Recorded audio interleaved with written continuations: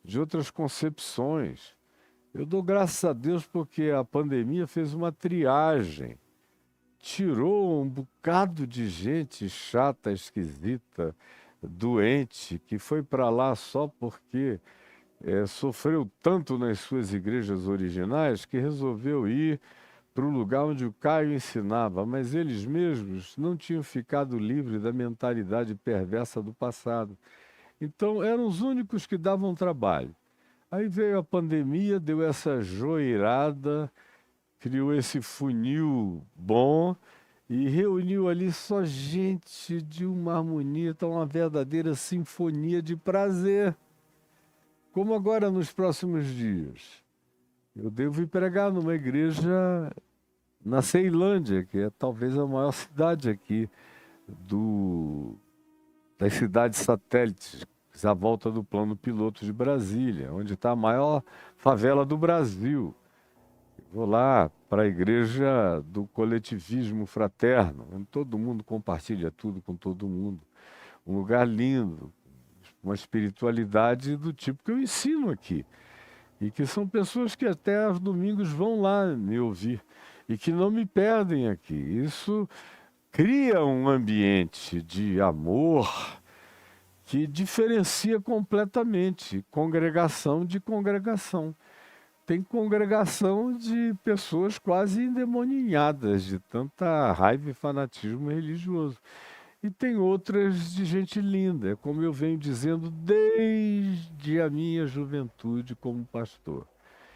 Que, à medida em que eu ia vivendo, eu ia descobrindo que as melhores pessoas que eu já tinha conhecido neste mundo eram cristãs dentro de igrejas piedosas, inclusive da igreja que meu pai e eu começamos em Manaus, e que nasceu só de nossos filhos na fé, de gente que eu peguei na praça, levei para a igreja, que entraram no espírito do Evangelho, onde eu nunca tive um problema durante os anos e anos de pastoreio deles com meu pai. A mesma coisa na igreja Betânia. Eu peguei 155 pessoas. Depois de um ano, já tinham lá centenas e centenas, depois de 2 anos, passando de milhares.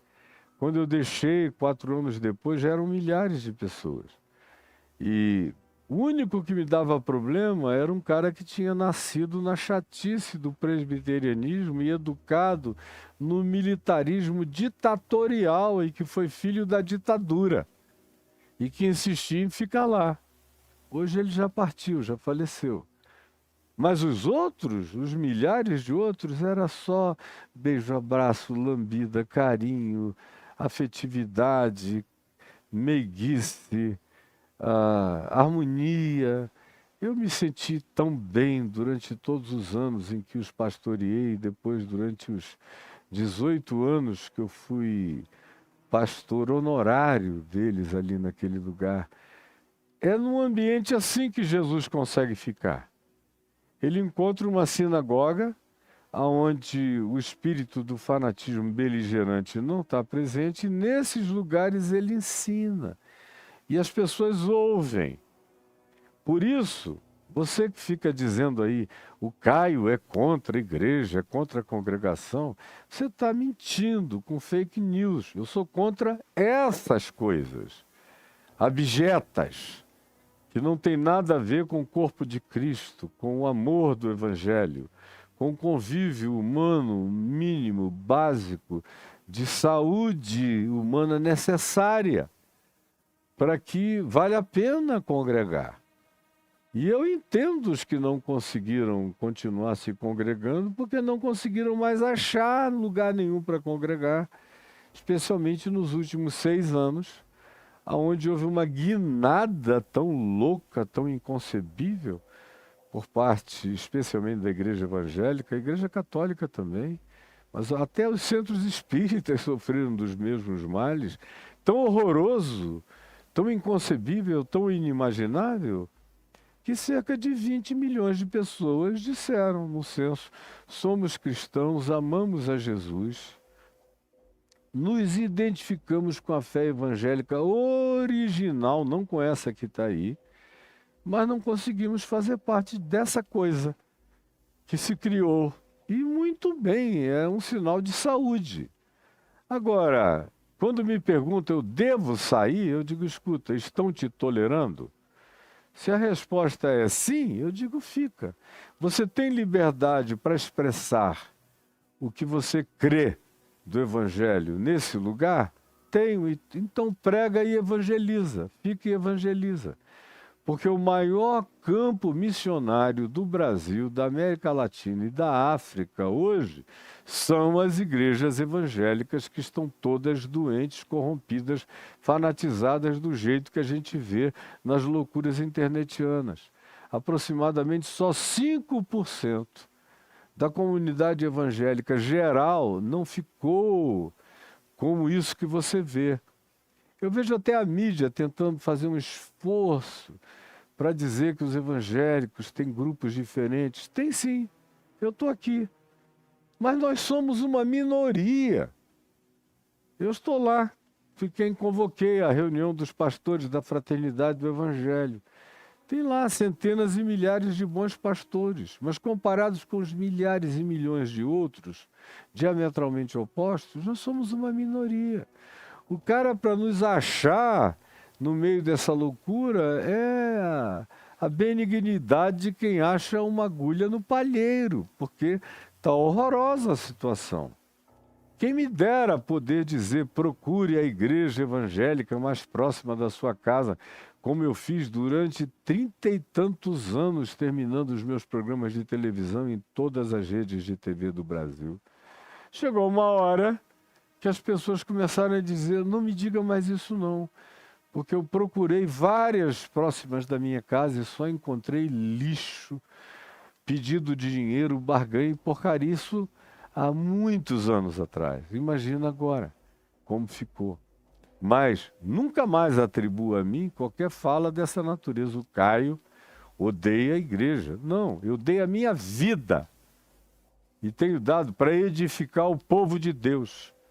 Agora, o verdadeiro povo de Deus, a verdadeira igreja de Deus, o verdadeiro corpo de Cristo. O estelionato da igreja vai ser sempre objeto do meu enfrentamento, denúncia e do meu encaramento mais veemente, valente, não tergiversante que você possa imaginar. Eu sigo Jesus em tudo. Ele encontrou sinagogas de acolhimento razoável, ele ensinou, foi ouvido. A pedagogia dele foi tolerada, ele ensinou com começo, meio e fim. Como se deve fazer aonde quer que haja gente nos acolhendo. Seja em sinagogas, sejam em igrejas, sejam em mesquitas, sejam em centros espíritas, sejam em terreiros, sejam nos sindicatos, seja em qualquer outro ambiente de ajuntamento humano. Tem gente com boa vontade, com bom espírito, com bom humor, com coração tolerante, ávido, querendo ouvir, aprender, perguntar e crescer. Eu não faço acepção nem de pessoas, nem de ambiente, nem de congregação, nem de lugar nenhum. E encontro uma boa vontade enorme. Nas empresas, por exemplo. Às vezes o dono da empresa começa a me ouvir, se converte sem religião e me convida para ir lá pregar. Eu vou. E aí eu não prego, eu não bato palma, abro Bíblia, eu inicio uma conversa, daqui a pouco eu vejo as pessoas com os olhinhos brilhando, eu não leio um texto bíblico, está tudo aqui de cor na minha mente, eu vou falando da vida e colocando os princípios do Evangelho no meio, depois você olha, tem alguém chorando aqui, chorando ali, a palavra está entrando do jeito que Jesus fazia. Jesus não andava com rolos e rolos do profeta Isaías, dos profetas antigos, de nada. Tudo saía dele. Nem ele lia um texto primeiro para pregar. Isso é uma exceção, como lá em Nazaré, onde ele fora criado e fez aquilo para provocar mesmo o ambiente daquela familiaridade perversa que ali se instalara. Do contrário, ele só vai falando. A palavra muito mais poderosa do que a que saiu da boca de Moisés, ou da Torá, ou dos profetas.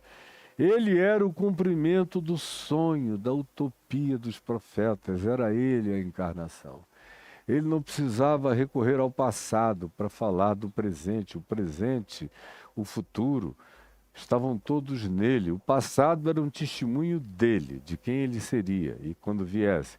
O presente era ele encarnado e o futuro era ele para ser continuamente compreendido pelas novas gerações, como eu tento fazer com você aqui e agora. Pois bem, sinagoga, ensinando nas sinagogas. Tem nada de errado, desde que a sinagoga não seja um antro de ódio, de perversidade, de antagonismo, de fanatismo. Quando é assim, o bom senso e a saúde humana e a sabedoria de Cristo Jesus manda você reunir 2, 3, 4 em nome dele, ou tantos quantos queiram em harmonia, porque a palavra reunidos em meu nome significa, no original grego, em sinfonia no meu nome. Os ajuntamentos têm que ser sinfonicamente harmônicos em nome de Jesus, em perdão em nome de Jesus, em afinidade em nome de Jesus, em amizade em nome de Jesus. Senão, não é sinagoga de Deus, igreja de Deus, casa de Deus, povo de Deus, corpo de Cristo. Dá para entender, é tão óbvio que eu não sei como você não consegue entender. Aí ele, para além das sinagogas, ele prega o evangelho do reino e cura toda sorte de doenças e enfermidades. Isso, a maior parte das vezes, fora da sinagoga. Você vê Jesus expulsando demônios nas sinagogas. Porque tem muita gente que frequenta a igreja, frequenta a sinagoga cheia de demônios. E demônios que se disfarçam de crentes, de pastores. Eu vejo muito ensino de demônios, como Paulo disse que seria nos dias da apostasia. Ele diz, escrevendo aos Tessalonicenses, na carta dele a Timóteo, que as pessoas obedeceriam na igreja ensinos de demônios, escolhendo os mestres espirituais que falavam em nome de Cristo um evangelho de deturpação absoluta, que melhor agradasse os caprichos e se coadunasse com as suas ambições e com as suas avarezas e com as suas idolatrias avarentas. Isso aí Jesus disse que seria, Paulo disse que seria, Pedro disse que seria, só você que não quer enxergar. Então, nos dias de Jesus, houve muito demônio nas igrejas, mas a maior parte deles foi encontrado na esquina, na rua, na praça. Foi levado pelas pessoas de dentro das suas casas até onde Jesus estava. E ele foi libertando pessoas de toda sorte de moléstias. Pregava o evangelho. O que é pregar o evangelho? Aí você fica imaginando que era Jesus pregando Jesus. Jesus não pregava Jesus. Jesus não dizia, eu vim aqui falar de mim para vocês. Deixa eu contar-lhes a minha história. Havia um homem chamado José, que se uniu a uma mulher chamada Maria. Não. Quando se diz que Jesus pregava o evangelho, é bem-aventurados os humildes de espírito, bem-aventurados os que choram, bem-aventurados. Como você já viajou comigo, quem viajou comigo, está tudo aqui no YouTube, entendeu perfeitamente. Quando Jesus prega o evangelho, é essa boa nova, que não tem nada a ver com Moisés, nem com a Torá, nem com as tradições judaicas, nem com nada disso. Tem a ver com o vinho novo. Tem a ver com as vestes novas, tem a ver com o reino de Deus, que é a irrupção do novo. No meio do mundo antigo, da velha existência humana, produzindo no coração de quem crê o nascimento, o surgimento, a metamorfose, a eclosão, no casulo das dores, dessa nova criatura, que aprende agora a borboletear nos ventos do amor de Deus. Isso é pregar o evangelho, é ensinar perdão, misericórdia, graça. Não era ele dizendo, quem é que quer me aceitar, levante a mão. Vem à frente me aceitar, levante a mão. Jesus, quando se diz pregava o evangelho, Era isso que ele fazia e não o que você vê as pessoas fazendo quando fazem. Porque hoje em dia traga seu dinheiro, porque sem dinheiro não tem Deus. E sem dinheiro é impossível agradar a Deus. Chegou num nível que até para Martinho Lutero, vendo a venda de indulgências na Igreja Católica do século XVI, o que acontecia nos dias dele era brincadeira de creche comparado com o que se diz, se faz e se pratica nos nossos dias. É um tempo de um nojo de apostasia indescritível. Quando ele prega, portanto, o Evangelho, ele está ensinando o Evangelho. Ele não está ensinando as 4 leis espirituais do Bill Bright. Não está nem pregando o querigma que Pedro pregou no Pentecoste, contando como era, quem era Jesus, como ele tinha sido morto, isso, aquilo, outro. Não. Quando você vê, por exemplo, em Atos, Paulo preso em Cesareia, não se diz que Paulo ficou explicando a justificação da salvação forense, usando as imagens do direito romano, da justificação explicada no direito romano, ou nas alforrias de libertação praticadas e propostas pelo direito romano. Não, isso ele faz escrevendo aos romanos. Para cada lugar ele falava do jeito que o lugar entendia. E Jesus, aqui na Galileia, não está evangelizando Jesus. Jesus já era a Boa Nova. A Boa Nova é Jesus. Ele está ensinando o ensino dele, que é amor, compaixão, misericórdia, paz, bondade, reconciliação, que é um coração humilde para aprender sempre, mantendo o humor de Deus vivo em nós, porque sem o humor de Deus em nós não há bom ânimo, boa ânima, não existe esse ânimos divino na gente, e nem há lugar para o desenvolvimento do amor de Deus, que nasce nesse chão da humildade, da umidade, do humus, do bom humor, do acolhimento da palavra, do ensino, da vida, do perdão e da misericórdia. Era isso que Jesus ensinava. Essa era a pregação do Evangelho que ele fazia. Ele não ia para lá dizer: quem quer me receber como seu Senhor e Salvador? Isso aí foi especialmente desenvolvido, especialmente na Inglaterra de 300 anos para cá, e ganhou uma topicidade de pregação, onde, se você não fizer assim, parece que você não está nem pregando o Evangelho, nos Estados Unidos da América. Mas não era assim que Jesus praticava, nem foi assim que os que tiveram consciência de Jesus o fizeram durante essas centenas e centenas de anos até chegarmos até aqui. Pregar o Evangelho do Reino para ele era ensinar os princípios que ele ensinou para serem vividos por nós, como seus discípulos. Era ensinar o caminho do discípulo. Você compreendeu? Pelo amor de Deus, aprenda isso para sempre.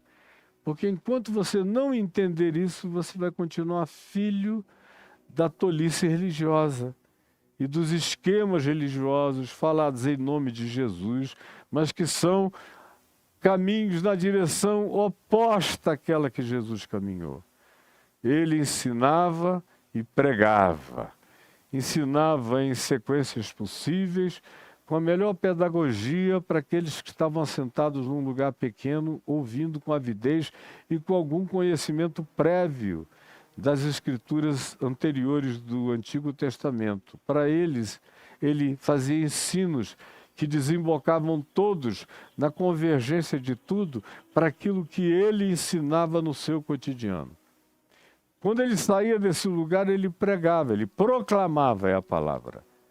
A boa nova do reino de Deus, que estava à mão, qualquer um, sem precisar de mediação de sinagoga, de rabino, de líder, de guru, de nenhum ser humano intermediário, de nenhum sacerdote, de nenhum sacrifício, de nenhum dízimo, de nenhuma oferta, de nenhuma liturgia.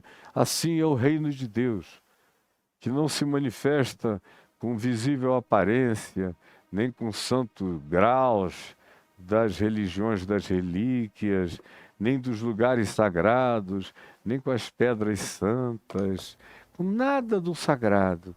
O evangelho do reino de Deus se manifesta aqui, quando o coração acolhe o amor de Deus e todas as coisas se tornam puras para os puros. E a vida inteira é santificada. Já não tem mais diferença entre sagrado e profano, que é um paganismo do cristianismo instituído ainda hoje, mesmo nas mentes mais legais e mais lúcidas que eu encontro por aí, mas que não conseguiram ficar livres ainda do peso acachapante da importância do sagrado, da mesa sagrada, do pão sagrado, da relíquia sagrada, do ministro sagrado, das orações sagradas. Quem está nessa não entendeu ainda a plenitude do Evangelho do Reino de Deus. E além disso, curando. Aí você diz, hoje em dia curando? Se Jesus estivesse vivo hoje, ele curaria pessoas? Ele não mandaria todo mundo para o médico? Eventualmente, uma quantidade enorme de pessoas que o procurassem, preste atenção, eventualmente ele dissesse, o que você está precisando é disso, disso e disso e disso, e tem esse recurso assim, assim, assim. Vá lá e busque esse recurso. Mas nos dias dele, não havia. Medicina e magia, no primeiro século, na geografia política onde Jesus transitava, era praticamente a mesma coisa. Medicina e magia, era quase tudo igual. Assim como astronomia e astrologia eram a mesma coisa. Assim como química e alquimia no passado se tornaram a mesma coisa. Mas hoje em dia a gente sabe a diferença entre a atitude e o espírito fetichista do elemento mágico e a perspectiva científica e empírica demonstrativa da ciência contemporânea. Haveria casos que ele faria exatamente como ele fez, nós temos o exemplo disso, na filha adolescente de 12 anos, de Jairo, a quem ele ressuscitou, porque tinha morrido de anemia profunda, mal alimentada, a garota faleceu. E ele disse, Talita cumi, a ressuscitou dos mortos, e mandou imediatamente que os pais dessem de comer e beber e alimentassem, porque ela tinha morrido de inanição. Em Jesus, essa dicotomia entre a palavra que sai da boca de Deus e o pão, não existe. O pão que eu como todo dia é a palavra da bondade de Deus que me alimenta. E a palavra abstrata que eu ouço do Evangelho todo dia é pão da vida que me sustenta. Em Cristo Jesus, ambas as coisas andam juntas, não tem dicotomia nem separação. Isso foi criação da religião, para ela ser a senhora absoluta das dominações sacras na vida daqueles que pensam que Deus dividiu o mundo entre sacro e profano. Para Jesus, isso não existe. Se você continuar a praticar isso, pratique em nome do seu próprio paganismo, das suas superstições e das suas crenças adoecidas, mas não tem nada a ver com o Evangelho. Ele curava os doentes, e hoje haveria alguns que ele diria aquilo que eu digo, eu tento repeti-lo, sendo um Jesusinho contemporâneo, dizendo para muita gente, olha filha, não, esse teu problema não é diabo nenhum, demônio nenhum, tem tratamento, eu estou vendo que você pode ser ajudado, ajudada assim, assim, assim, e os encaminho e eles voltam bem. Ou vou visitá-los no seu lugar de doença, internação, os estimulo a não falharem com os remédios, especialmente quando são crentes de igreja. Meu Deus, é uma implicância com qualquer remédio psiquiátrico, ou neurológico, ou qualquer que seja a natureza do ansiolítico, do calmante, de qualquer que seja a medicina supostamente tangenciante na alma, no acalmamento humano, nas igrejas, isso é tudo coisa de descrente, incrédulo, como você foi catequizado a respeito, e não é. Jesus não tratava assim. Quem precisava comer, ele dava de comer. Como ele, antes de multiplicar pães, ele disse: tenho compaixão dessa gente que está aqui comigo há tantos dias sem comer. Eles têm que comer. Não basta ouvirem o Evangelho. O Evangelho está enchendo o coração deles de paz, de reconciliação, mas o estômago está roncando. Eles têm que comer. Porque para Jesus não há essa dicotomia, essa dualidade de nenhuma natureza. Pelo amor de Deus, entenda isso para sempre. A sua vida vai melhorar imensamente e você vai criar seus filhos de maneira muito mais saudável. Então ele cura toda sorte de doenças e enfermidades. Continuaria a curar hoje, mesmo com recursos médicos, sempre que aquele que o procurasse fosse pessoa que não tivesse meios de acessar os recursos médicos. Ele curaria. Portanto, ele curaria a maioria que marca uma consulta no SUS e espera 7, 8 meses. E olha que o SUS é um excelente sistema de saúde. Mas não tem a quantidade toda de médicos e de atendentes para atender as pessoas em tempo hábil, nem o recurso tecnológico, ainda se demora muito, as esperas são longas, as filas são enormes. Ele curaria. E curaria como curou todos de graça. Não se ouve dizer aqui que ninguém ouviu uma palavra dizendo: agora vai dar o dízimo, agora põe o teu dinheiro aqui, agora procura Judas e joga na sacola, porque ele que carrega as ofertas. Não! Não! Esse endiabramento é coisa de vocês. Não tem nada a ver com Jesus e o Evangelho. Portanto, ele cura. Cura quem precisa. Curou a quem precisava, tanto quanto curaria hoje a quem precisa. Tanto quanto hoje diria o que disse a Jairo: dá de comer a tua filha porque ela morreu por inanição. Agora faz a manutenção. Diria para aqueles que podem fazer o tratamento e a manutenção: vão se tratar. Porque Jesus nunca desprezou nenhum recurso da graça de Deus concedido através da inteligência e da sabedoria humana. Como diz o irmão dele, o apóstolo Tiago, na sua epístola única, aqui no Novo Testamento. Pois, diz ele, toda boa dádiva, preste atenção, todo dom perfeito vem do alto, descendo do Pai das luzes. Descendo do Pai das luzes, toda a sabedoria, toda a ciência, toda a tecnologia real, relevante, factual, produtiva, eficaz, desce do Pai das luzes. É luz divina. Como o Einstein, quando indagado, escuta de onde vem isso tudo, ele diz: eu não tenho a menor ideia. Eu, às vezes, dedico dias, meses, buscando a solução de uma questão. Desisto. Vou andar no campo, tropeço numa pedra, caio no chão e pá! Sou visitado por uma luz que não me habitava, que veio do alto e ficou tudo claro. Como eu não sei se você sabia que a tabela periódica química original, depois disso a gente tem descoberto muitos outros elementos químicos novos, agregados à tabela periódica contemporânea. Mas a primeira tabela periódica foi recebida em sonho. Sonho. O cara sonhou com aqueles elementos todos naquela sequência.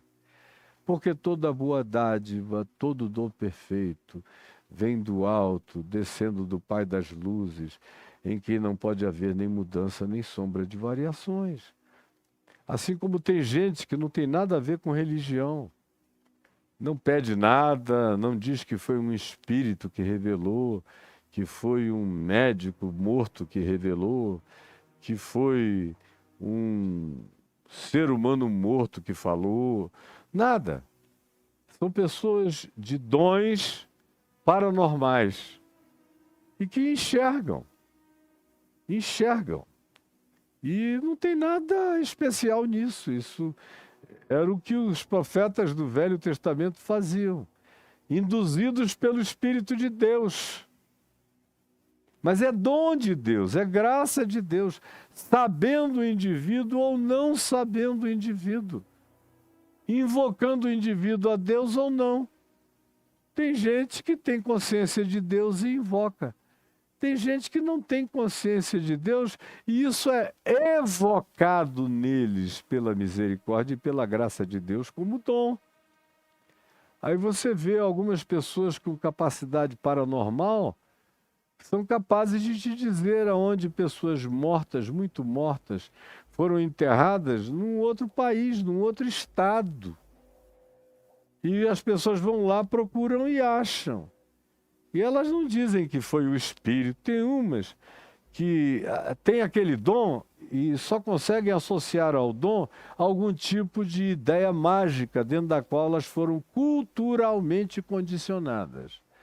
Mas tem outros que eram praticamente pessoas agnósticas, sem nenhum tipo de treino religioso de nenhuma natureza e descobriram a eclosão desses dons dentro deles e que os praticam sem nenhum tipo de evocação de magia ou de doutrinação de nada, simplesmente dizem, eu não sei como é que isso me acontece, mas eu sei que eu não posso negar que me acontece e que os resultados são eficazmente reais. São figuras que os indianos diriam que acessam os registros acásticos.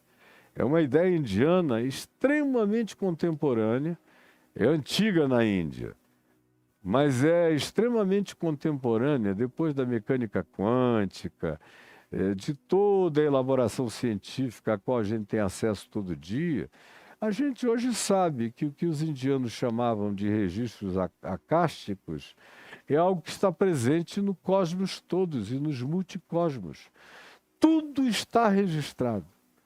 Passado, presente, futuro, todo conhecimento que foi, que é e que será, tudo isso existe no ambiente espaço-temporal, multidimensional, e que alguns seres humanos, no passado os profetas, os hipersensíveis, tinham acesso, furavam essa bolha e voltavam com uma informação.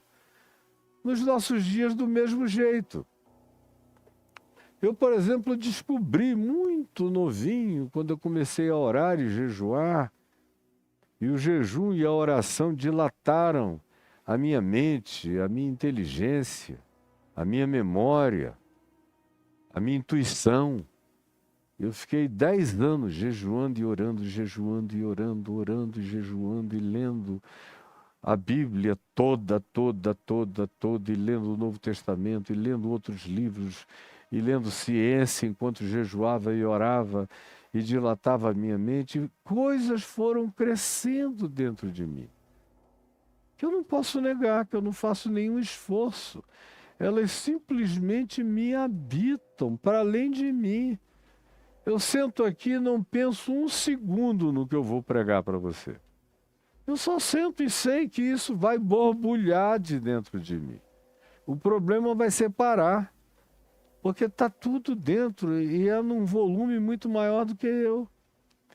Como todo dia eu me aprendo, me vejo, me encaro, me percebo, sabendo coisas que eu não estudei. Acessando coisas por uma intuição que eu não busquei em livro nenhum, em pesquisa nenhuma, elas simplesmente eclodem em mim, brotam de mim. E aí eu vou checar e elas estão presentes no trabalho de gente que vem se esforçando por chegar a essa conclusão e a mim chegou de graça, porque por alguma misericórdia de Deus eu acessei, eu fui acessado.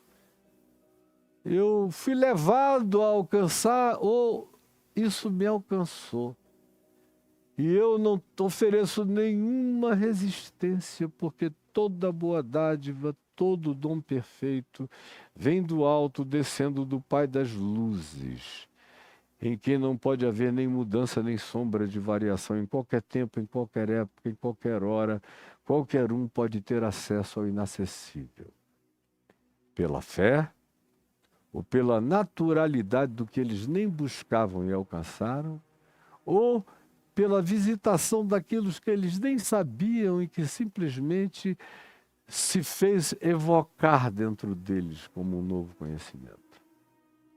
E eu sei disso observando a vida de milhares de pessoas no passado que assim viveram, a partir das Escrituras e fora das Escrituras, e na minha própria vida. Como eu vi isso se dilatar na vida do meu pai, na vida de vários outros que andaram sincera, simples e retamente com Deus. Acontece. Então, respondendo, Jesus curaria todos os doentes hoje? Todos os que não tivessem acesso à cura, ele curaria. E todos os que tivessem acesso, ele estimularia a procurar, porque iria lhes dizer, é dom de Deus, meu filho. Não resista àquilo que foi dado por Deus como socorro para a vida humana em qualquer lugar da Terra.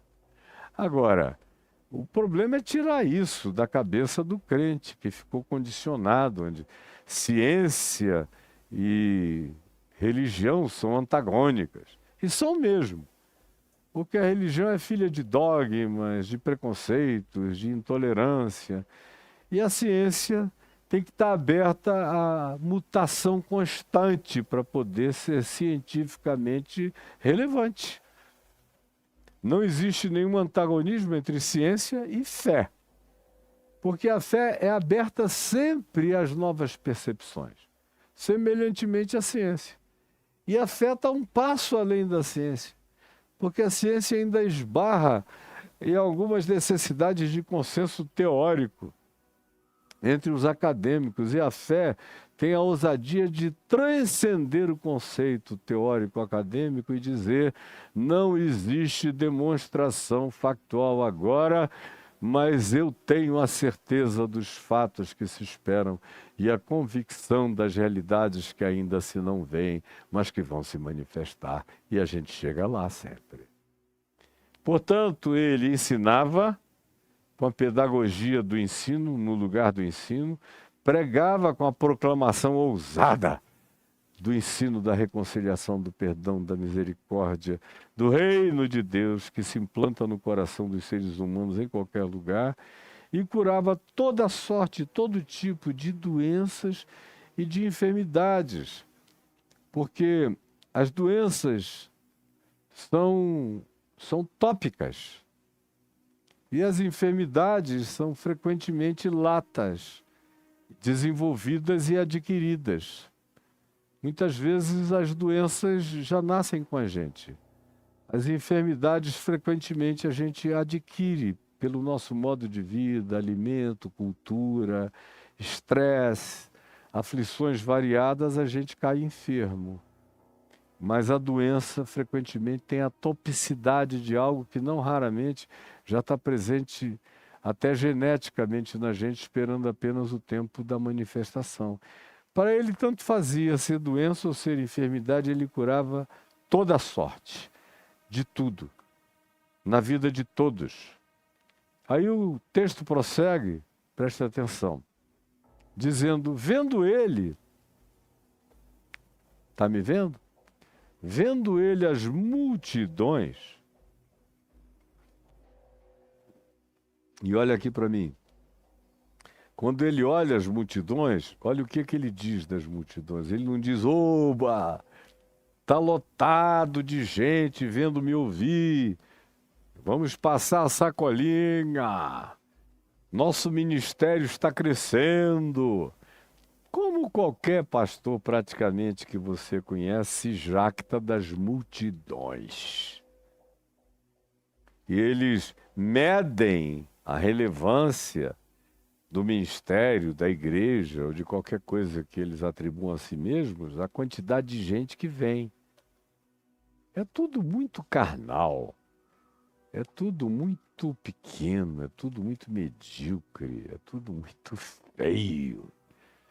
Mas Jesus não. As multidões, quando ele alude a elas, todas as vezes que Jesus menciona as multidões, ele associa isso a tenho compaixão dessa gente.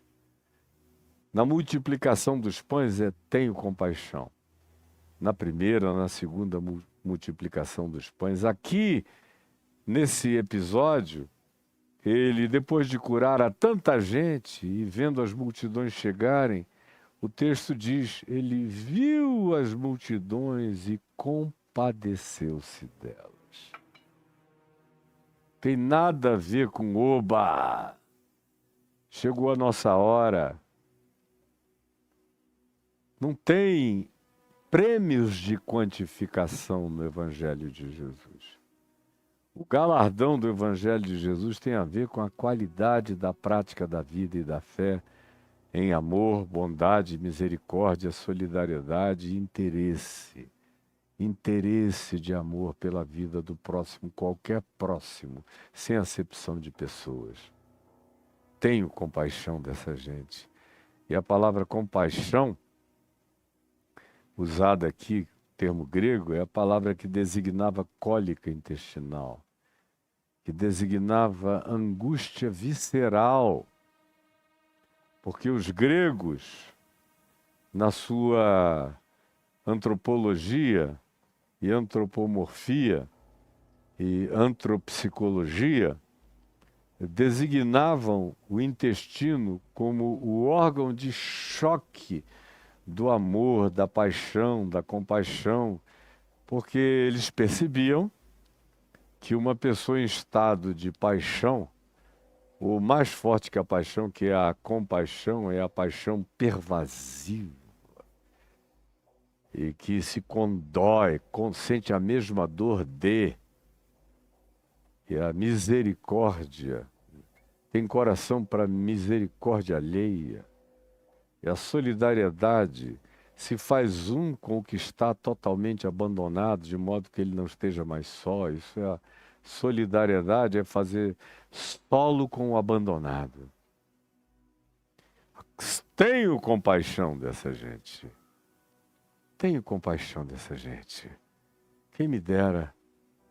Eu ainda me converti e comecei a pregar no Evangelho num tempo em que pastores tinham compaixão. Não eram muitos, mas eram alguns, pelo menos. Alguns dos meus amigos me diziam, eu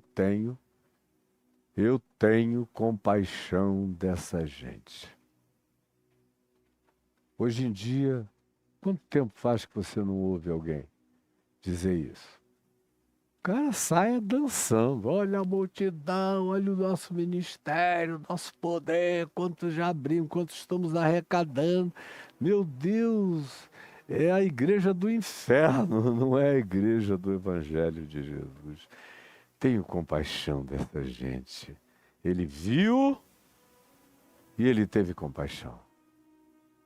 Ele viu e ele teve compaixão. Esse foi o princípio que o apóstolo João aprendeu aqui na primeira epístola dele, quando ele usa exatamente o mesmo princípio, usando a mesma expressão e terminologia, quando ele diz, escrevendo na sua epístola, que se a gente vê, enxerga o irmão passando necessidade, e olhando para ele, fecha o seu coração, como pode permanecer em você o amor de Deus? O apóstolo João pergunta. Se você vê como Jesus viu e não se deixa tomar de entranhamento compassivo pela necessidade, se você vê, se você alcança, se você tem, se você pode, mas não faz nada. É como o sacerdote ou o levita. Não tem a desculpa de que o cara estava apressado, indo para culto nenhum, porque o verdadeiro culto estava estirado na frente dele. Outro dia eu vi uma menininha aí na internet, está cheio de gente inventando interpretações da cabeça delas. Ou de pastores que também ouviram o galo cantar, não sabem aonde, dizendo que, justificando o sacerdote e o levita que viram o homem caído na beira da estrada, lá em Lucas 10, e passaram distante. Ah, não, aí tentou explicar. E quando na realidade é uma contradição de tudo, quando Jesus diz, olha, o culto estava ali, na cara deles, caído, esfolado. E eles não quiseram socorrer, foi o samaritano que fez isso. Pois bem, vendo teve compaixão. É um princípio do Evangelho. Quando eu vejo, possuo, posso, tenho compaixão, eu preciso realizar a minha compaixão. Vendo as multidões, teve cólica intestinal. E quando você tem cólica intestinal, ou você resolve o problema, ou você resolve o problema. Não dá para ficar parado com cólica. Cólica põe você em movimento na mesma hora, para se livrar daquela opressão insuportável que está nas entranhas. E o Evangelho associa essa vontade de ação restauradora, curadora, redentora, solidária em relação ao próximo, a esse elemento de compulsividade incontrolável na direção de ajudar, já que eu vejo, sei e posso. Vendo, sentiu compaixão delas. Por quê? Olha outra vez. Porque estavam aflitas. Aflitas. Se eu não ver esse pessoal que se regozija nas multidões, pensarem nas pessoas. É muita gente aqui, logo o dízimo vai ser grande, a oferta, o poder, a troca de votos para a prefeitura, para o governo, para a deputação federal, estadual, o Senado, a presidência da República. Todo mundo vira gado e vira commodity na mão desse pessoal, que não tem nada a ver com Jesus, é acerca deles e para esses que Jesus diz, apartai-vos de mim, eu nunca vos conheci. Vendo as multidões, compadeceu-se delas porque estavam aflitas, deprimidas, angustiadas, sem esperança, rumo ou perspectiva para nada. Compadeceu-se delas porque estavam aflitas e exaustas. Eu gosto da expressão aqui usada, era gente que não tinha mais fôlego, pessoas que não tinham mais ar.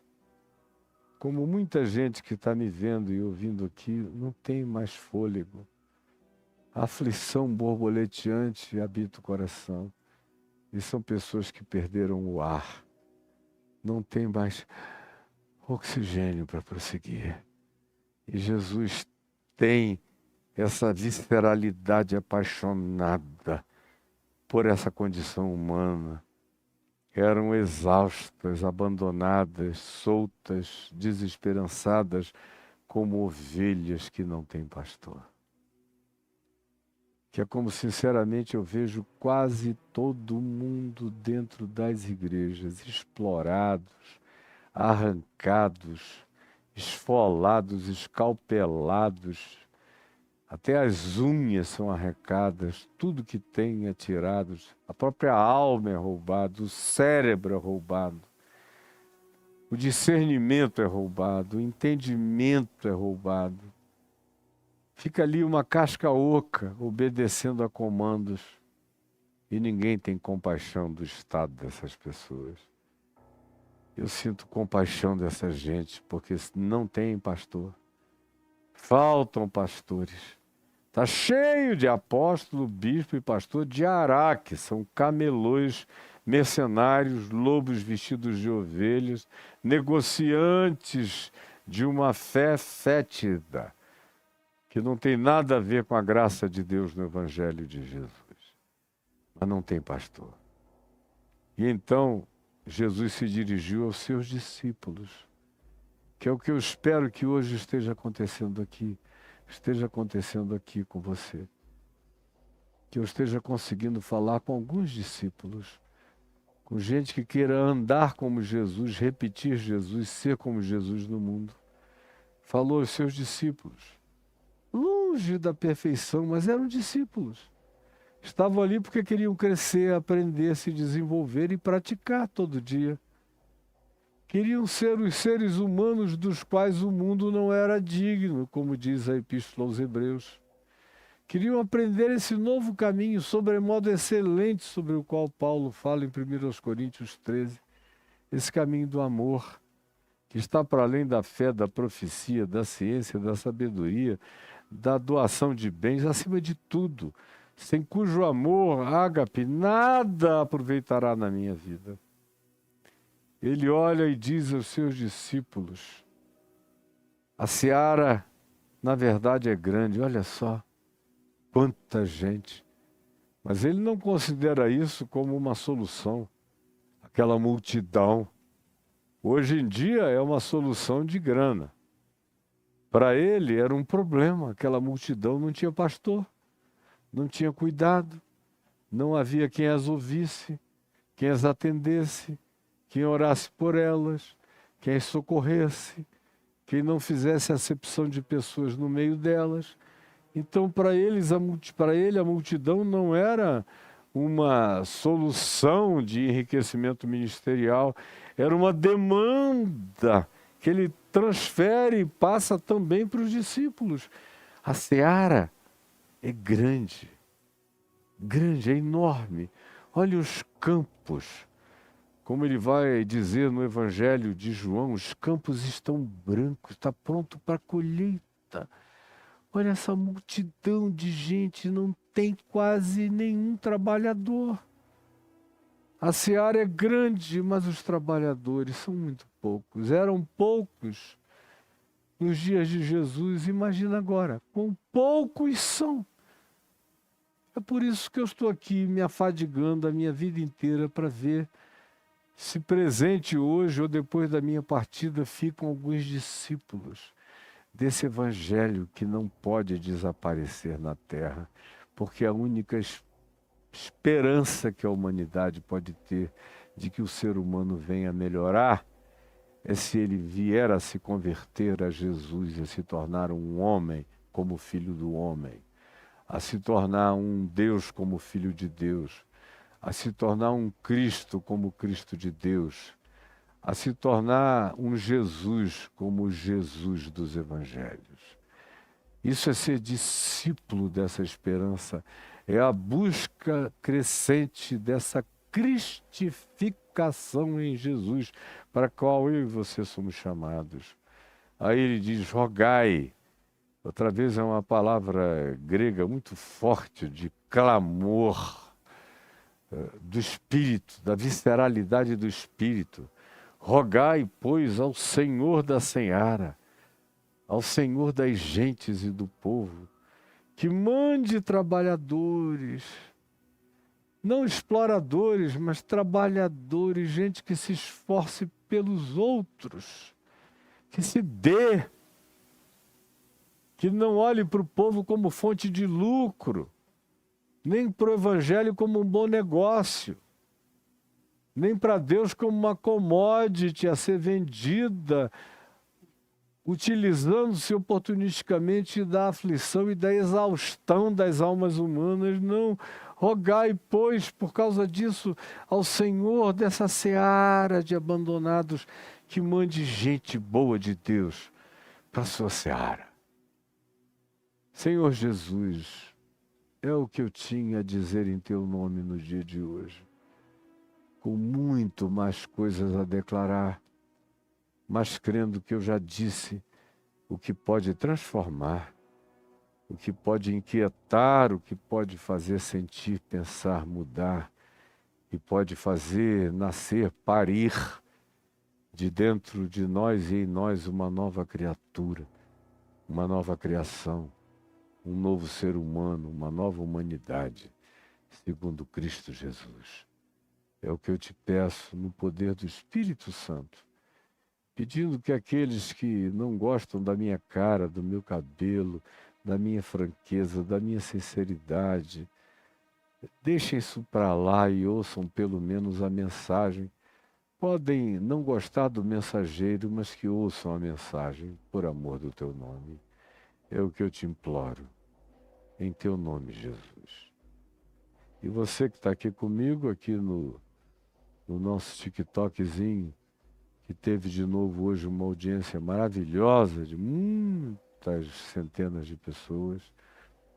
Ontem eu recebi aqui um parabéns do TikTok, dizendo, olha, você tem as lives mais numerosas de seguidores no TikTok, considerando o número de seguidores que eu tenho, que não é muito. Eu abri o TikTok tem algum tempo, nunca fiz nenhuma propaganda, tudo lá é orgânico. Na realidade, foi meu neto Matheus e minha neta Lara que me forçaram a abrir um TikTok, porque disse, vô, os nossos amigos estão todos te assistindo nos recortes que outros botam no TikTok, abre um TikTok para você. E eu abri, está aqui com os 150 e tantos mil. Daqui a mais uns meses vai ter programação e divulgação não orgânica, isso vai bombar muito mais. Mas está aqui o TikTok dizendo, parabéns, Caio, tens mais seguidores novos do que 93% dos criadores das lives com um número de seguidores semelhantes. E ontem foi um recado parecido dizendo, mas considerando o número de seguidores que você tem, não tem ninguém fazendo lives mais frequentadas que você. Então, muito obrigado, TikTok, obrigado, Instagram, obrigado, YouTube. No YouTube, eu quero que você traga mais pessoas. A gente está quase chegando a 1 milhão. Já podia ter passado de 1 milhão, não fosse a campanha política de 2018 e a de 2022, em que eu perdi milhares e milhares de seguidores por causa das opiniões que dei. Eu já tinha passado de 1 milhão há muito tempo em todas as plataformas. Paguei um alto preço sem arrependimento, porque a alternativa era perversa demais para o meu espírito ter paz. Então, eu prefiro sofrer todas as perdas do mundo, mas ter paz. E vocês viram que do início do ano passado para cá é um assunto no qual eu nem toco. Nem toco e nem tocarei, porque meu prazer é fazer o que eu estou fazendo. Essa é a minha alegria. Agora, toda vez que a gente estiver na iminência de uma ditadura, eu prefiro morrer esfolado do que ficar calado me autopreservando. Eu não nasci para me proteger. Eu sofro de sinceridade profética incontrolável, irretorquível e inapavorável. Se você não gosta disso, lamento por você, mas Jesus gosta muito de mim e fica muito feliz com a minha ousadia em fé. Isso é entre mim e ele.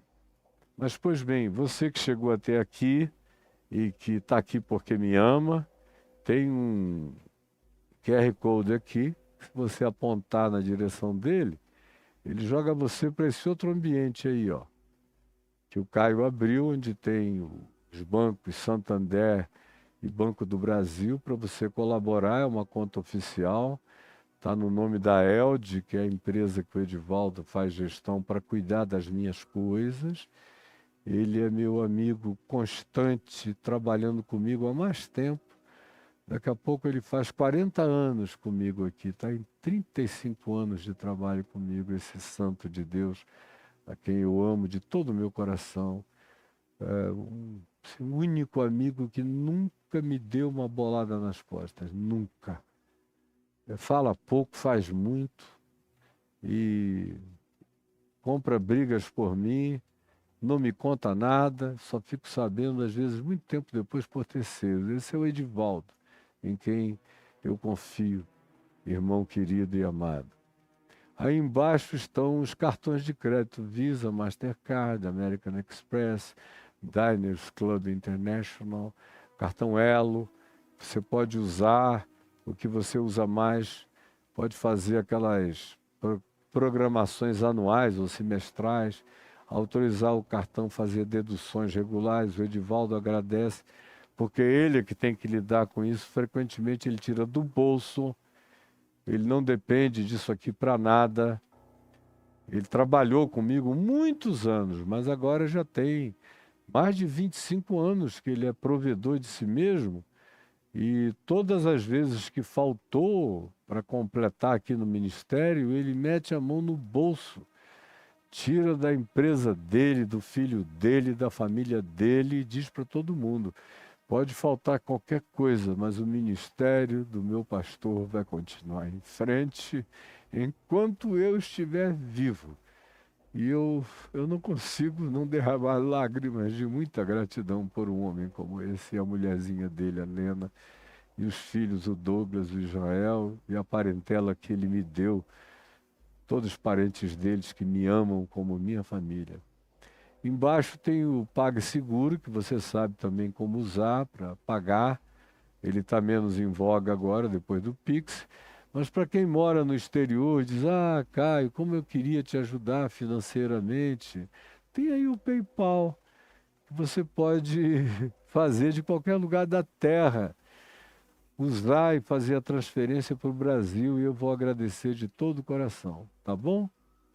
Então é como você pode me ajudar. E tem o Pixzinho aí que fica passando, esse Pix ministerial com o CNPJ da ELD, onde você pode contribuir. É só anotar o CNPJ, contribuir com este ministério, que só está crescendo, vai crescer muito mais, vai chegar as coisas, fazer as coisas chegarem na terra inteira.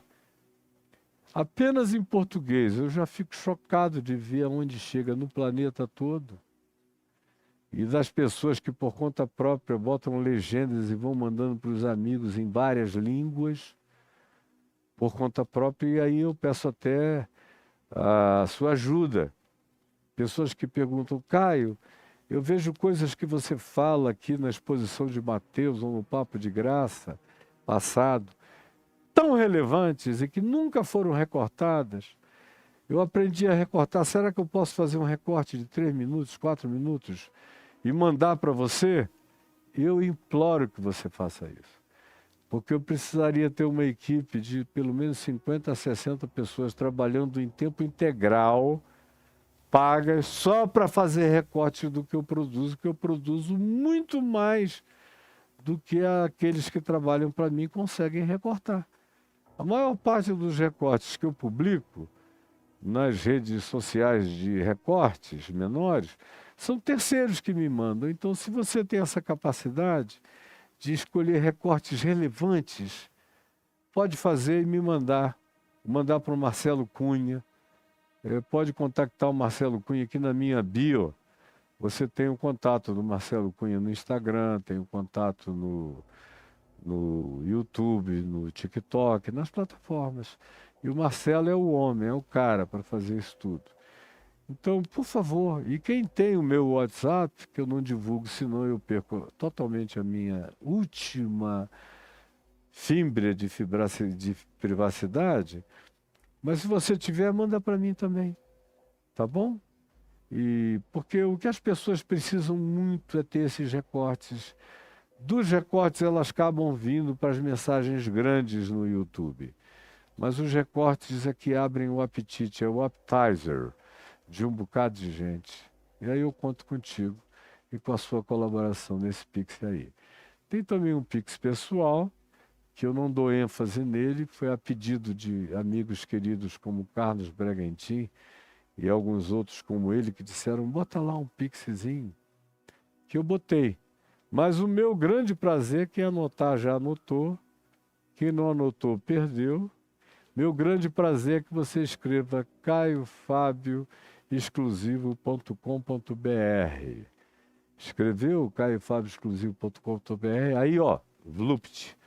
Você cai para esse outro ambiente de cursos, do Reconexões, Jesus a Chave Hermenêutica, o Caminho do Discípulo, às 17 conversas sobre luto, de todo tipo de perda e de luto, Divã de Deus, os Salmos aplicados à alma, perguntas cretinas, respostas divinas, do dilúvio ao Apocalipse, viajando na Turquia, do Monte Arará até a ilha grega de Patmos, ensinando a palavra, modernidade líquida, entendendo o planeta, o mundo, os seus filhos e netos, o que está acontecendo com essa geração, o medo, que é um negócio que você Faça, pelo amor de Jesus, faça esse curso do medo. Tem o Ativar, que vai ensinar você a colocar o Evangelho em ação na sua vida, em ação. Como é que de uma percepção você faz o Evangelho entrar numa ação poderosa na sua existência? Para quem perdeu pessoas por suicídio e vive em angústia desesperada, tem aí o tabu do suicídio. Desvendando Israel é também nos lugares bíblicos, ensinando o Evangelho com a geografia, a topografia e tudo mais. E aí por diante tem tudo aí no caiofabioexclusivo.com.br. Quando você compra um curso desse, uma parte fica para os trabalhadores, que são muitos, para limpar, arrumar. E agora a gente está num período transicional, saindo de uma equipe que trabalhou comigo, acho que quase 10 anos, para uma equipe nova, dirigida pelo meu filho Davi, um monte de garotos rapidíssimos, espertíssimos. Você vai sentir a diferença daqui a pouco. Alguns já começaram a sentir nos posts, nos stories, na qualidade visual das minhas coisas, que já deu um salto de 300% e vai dar um salto de 1000%. Eu estou tão grato a Deus pelas pessoas que Ele mandou sem que eu soubesse, nem pedisse e nem entendesse, que vieram com o melhor coração desse mundo. E eu espero que você seja uma delas e nos ajude. A sua ajuda é essencial, é fundamental para a manutenção do ministério, tanto quanto para a minha vida pessoal. Em nome de Jesus. Eu paro por aqui, tenho muita coisa ainda a fazer hoje. Um grande beijo a você, em você e na sua casa. Fique na paz do Senhor Jesus. Eu espero você amanhã, no mesmo horário, com a graça de Deus. E divulgue essa sequência maravilhosa, revolucionária do Evangelho para os seus amigos que alcançaram maturidade para crescer na fé. E se você perdeu ao vivo, faça todo dia. Ainda que você durma ouvindo, vai entrar no seu coração, na sua mente, no seu inconsciente. Essa palavra visita o interior da gente e se planta em nós. Em nome de Jesus. Amém e amém.